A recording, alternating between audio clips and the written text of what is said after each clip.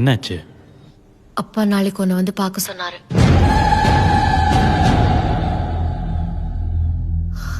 பயப்படாத, நம்ம ஒரு தடவை ரிஹர்சல் பாத்துக்கலாம். என்ன வேலை பாக்குறீங்க? சிடிஎஸ்ல இல்ல சப்போர்ட். டெவலப்பர்னு சொல்லு.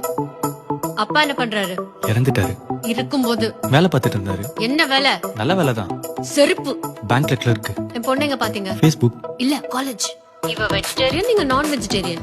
ஹோட்டல்ல வாங்கிக்கிறேன். வெஜிடேரியனா மாறிடுறேன். இங்க பாரு, ஒரு ஜோசிக்காரனை பார்த்து எனக்கு ஏத்த கரெக்டான ஜாதகமா ரெடி பண்ணிக்கோ.